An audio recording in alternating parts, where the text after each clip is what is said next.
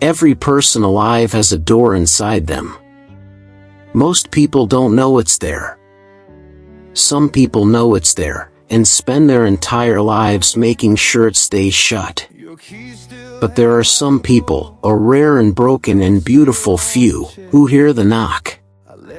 And everything changes. What you are about to hear is a letter. It was not written by a poet, though it reads like one. It was not written by a theologian, though it carries the weight of every sacred text ever written. It was not written to the masses. It was written to a person. And that person, impossibly, inexplicably, turns out to be everyone.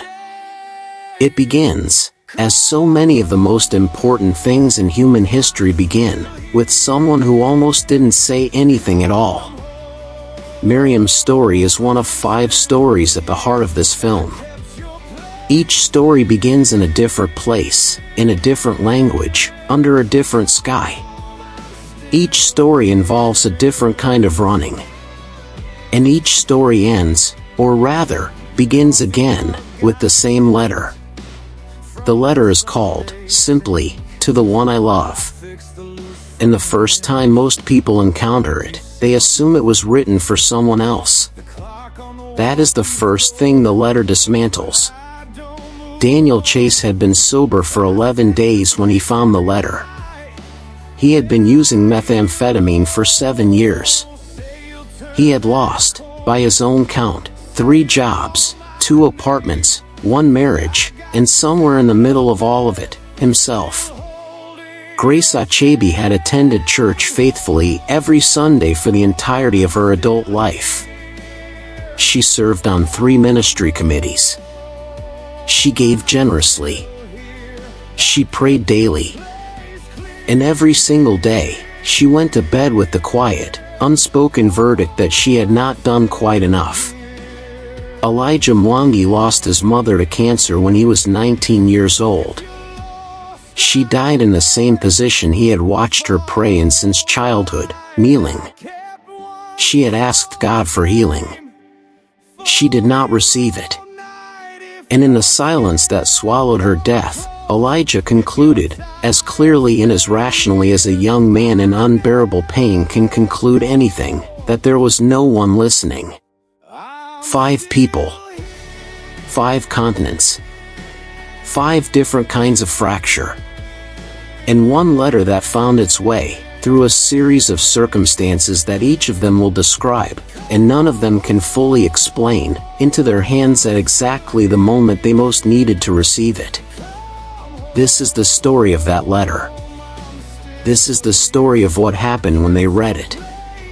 And this is the story, the deeply strange, deeply human story, of what the letter is actually saying, and why the world it describes is almost impossible to believe, and why that impossibility is precisely the point. To understand the letter, you must first understand what kind of letter it is not. It is not a theological argument. It is not a sermon. It is not a list of instructions or a set of conditions or a guide to becoming worthy. It is a love letter. And not the kind that arrives with caveats. The letter opens with 8 words. Just 8 words, and already, before anything else is said, a line has been crossed that most religious language spends centuries carefully avoiding. To the one I love. Not to my servants. Not to the faithful. Not to those who have earned an audience. The letter begins by saying something that the person receiving it does not yet believe. It says, I have been trying to find the words for a long time now.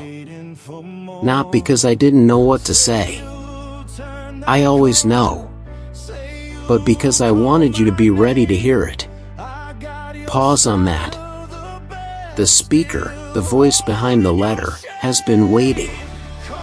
Not impatiently. Not with crossed arms and a running tally of unanswered prayers. waiting the way a parent waits outside a room where their child is going through something the parent cannot fix. Present. Silent. Holding the words like a gift in wrapped hands, waiting for the moment the other person is ready to unwrap them. Each of the 5 people in this film received the letter at a moment of what can only be described as complete depletion.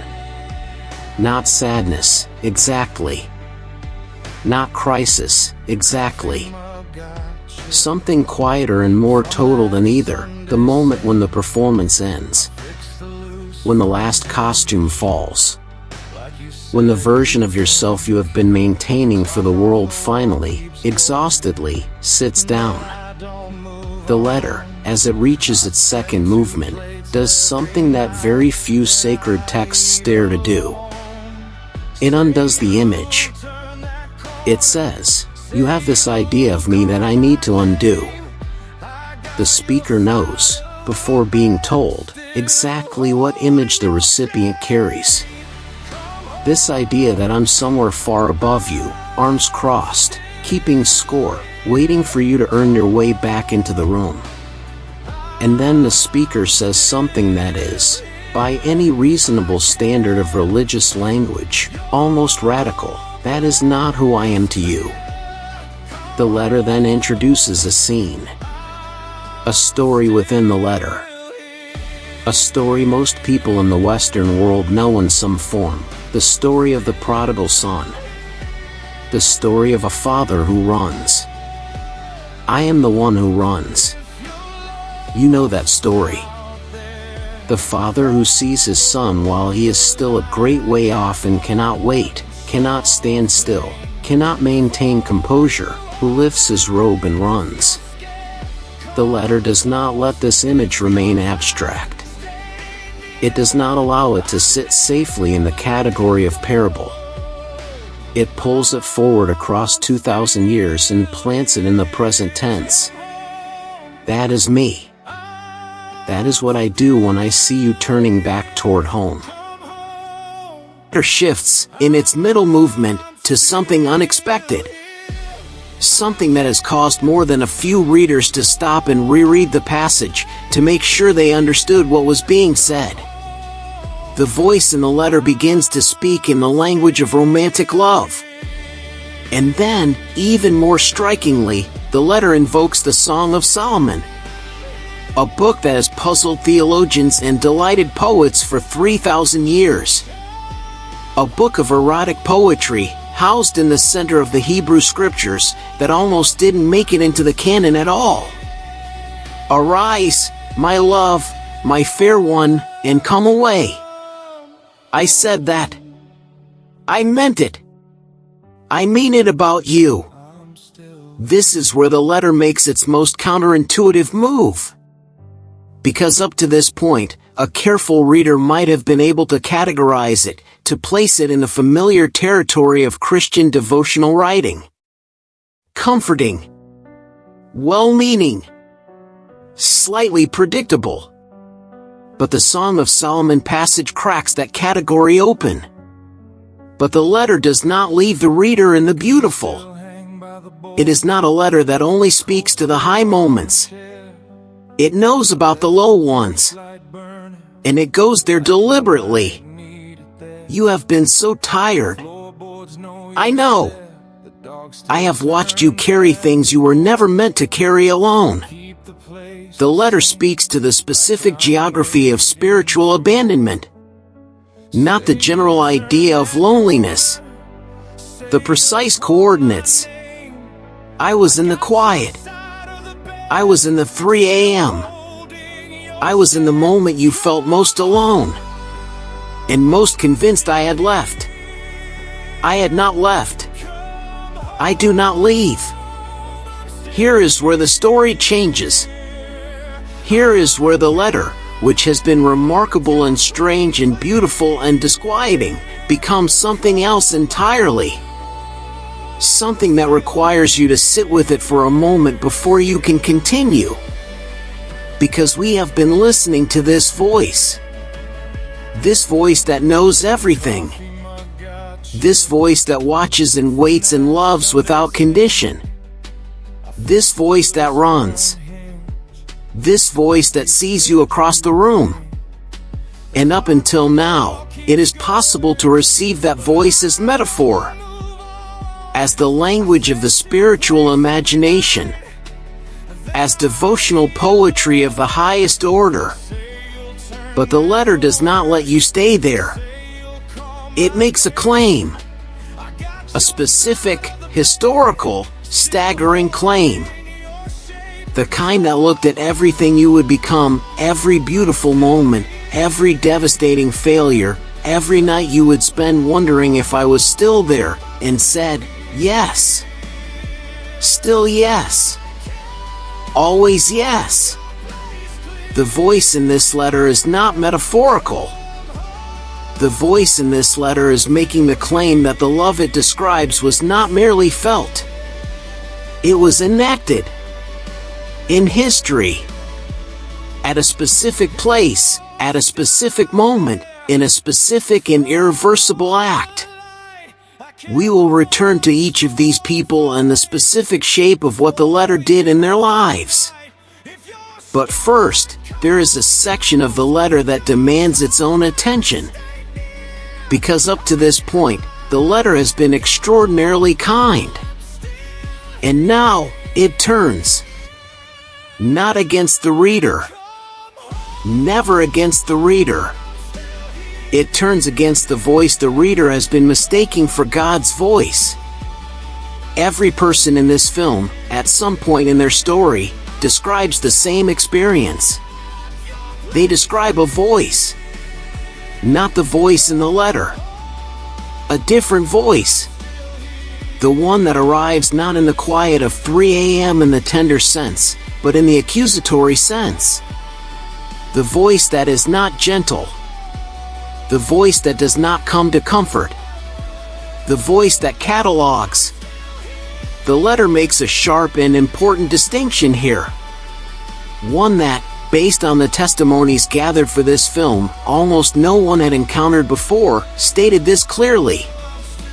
There is therefore now no condemnation to those who are in Christ Jesus. No condemnation. Not less condemnation. Not condemnation pending your improvement. None. The word is none. The letter, in its final third, does something that no one who encounters it is quite prepared for. It does not end by making promises about the future in the abstract sense, the sweeping, general assurances that populate the language of institutional religion. It gets specific. Particular. It addresses not just the person's pain but the person's potential. And in doing so, it reveals something about the reader that the reader did not know they needed revealed. The small twist in the letter, the thing that only reveals itself on second or third or 10th reading, is this. The letter is not primarily about what God offers to do for you. It is about what God already sees in you. The letter does not describe a future version of you that finally has everything together. It describes a future version of you that has learned, through the breaking, through the valley, through the shame and the loss and the 3 a.m., to trust the voice of the one walking beside you. And then it says something that stops every single reader. Every one of them, without exception, has described stopping at this line. Not a perfect person.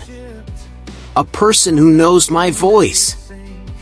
We need to stop here. Because we have been building towards something. And the letter has been building towards something. And they are the same thing.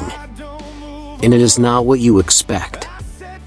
Every religious tradition in human history has, at its center, some version of the same question. How do you get to God? What must you do? What must you believe? What must you say? What must you stop doing? What must you start doing? What level of purity must you achieve? What threshold of worthiness must you cross? Every institution, every system, every hierarchy has been built around some version of the answer to that question. The letter contains a different question. The major reveal of this letter, the thing that changes its entire shape when you finally see it, is this. The letter is not a set of directions for how to get to God. It is written by a God who is already at the door. Every spiritual struggle represented in this film, Miriam's religious exhaustion, Daniel's addiction, Grace's performance, Elijah's grief, Sarah's shame, every one of them was organized around the same underlying assumption. The assumption that they needed to find their way to God. That they needed to earn an audience. That there was a distance to be crossed, and the crossing was their responsibility. The letter says, the distance has already been crossed. I am already here. I have already knocked. The only question is whether you will open the door. Each of the 5 people in this film reached a moment, a specific, located, datable moment, when they made a decision about the letter. Not the theological decision. Not the intellectual decision about whether the claims of the letter were credible. The relational decision. The personal decision. The decision about whether, given everything they knew about themselves, the worst of themselves, the most hidden, the most ashamed, they were willing to believe that the letter was addressed to them. Daniel Chase has been sober for 3 years. He now works as a peer counselor at the same recovery facility where he first arrived with 11 days of sobriety and a piece of paper on a table. He leaves copies of the letter, printed on plain paper, no embellishment, on every table in every common room. He has watched, he says, over 40 people pick it up. Grace Achebe retired from the High Court bench 14 months ago. She now runs a pro bono legal aid clinic 3 days a week, representing people who cannot represent themselves. She describes it, when asked, as the first work I have done in 30 years that I am not doing to earn something. Elijah Mwangi visits his mother's grave once a month. He brings a flower from a small garden he keeps at his apartment window, the same kind of flower his mother kept on the windowsill above the kitchen sink. He sits for about 20 minutes each visit. He talks to his mother. And lately, he has begun to talk to the one his mother talked to. Sarah Fleming does not play in a church anymore. She has not returned to formal church membership. She is not sure she will. That is a door she says she is still standing in front of, and she is taking her time. But she plays piano at a community center on Tuesday evenings for children who cannot afford lessons. She says it is the most honest thing she has done with music in years. Before we reach the end of this story, we need to address something. Something that the letter conspicuously does not say. Because there are things a letter like this, a letter written in this key, making these claims, is expected to say. And this letter does not say them. We opened this film with 5 images. And we told you that this is a story about a letter, and 5 people who read it, and what happened when they did. But we have not told you everything yet. Because the letter does not end with the dinner table, as beautiful as that image is. The letter ends with something else. Something quiet and immense and almost unbearable in its tenderness. So let me say it plainly one more time before I close. I chose you before you chose me. I loved you before you knew my name. I pursued you through every season you tried to outrun me. Waited for you through every season you forgot I existed. And I have never, not once, regretted choosing you. You are not too much for me. You are not too broken for me. You are not too late. You are the one I gave everything for. The letter ends like this. If you are sitting with this right now, if something in your chest shifted while you were reading, if the walls came down just a little, that is not an accident. That is me. Still knocking. Still waiting. Still saying with everything I have, come home. I will be here. I am always here. I love you. I am here. I have always been here. I love you.